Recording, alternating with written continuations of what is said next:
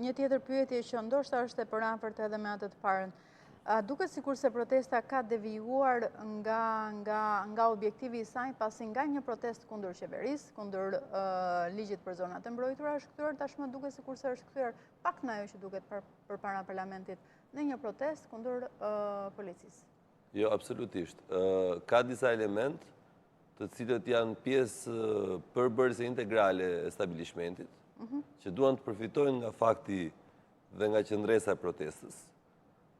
Ne këtë kemi thënë, ne kemi denoncuar pjesë më madhe aktivistëve atyre që janë qytetarë realisht, që kanë hequr flamurin e partisë dhe po e shërbejnë Shqipëri, se ka thënë këtë gjë. Pa dyshim që protesta ka grupe, ka lobe, të cilat i atashohen Berishës, Zem Berishës, Agron Kulicet, po deshet juve, i atashohet Belindës. Pra, ka flukse shumë të vogla, flasim për individ ose për grupe shumë të kufizuara njerëzish, të cilët luajnë interesat e stabilishmentit.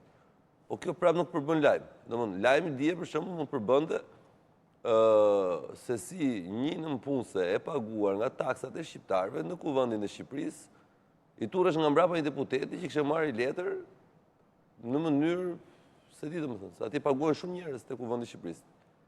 Nuk mund t'i turret nënpunësja një sekretar e administratës kuvendit nga mbrapa një deputeti. Po deputeti duhet ta marrë.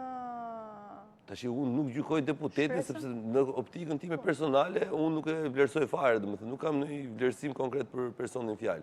Por, më fal, nënpunësja ka atë punë që ka. Po. Deputeti firmosi për të zgjuar bashkëfetor, këta shikoj, është një lojë e shpifur. Dhe ju thoni nuk gjykoni veprimin e deputetit, por veproni veprimin është një lojë e shpifur e të dyve dhe palëve, edhe deputetit që e merr dhe nënpunësës që e ndjek.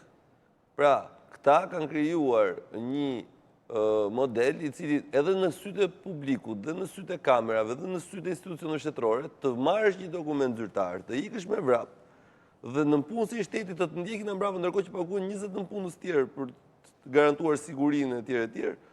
Unë ja paraqisin shqiptarëve dhe ky është absurdi.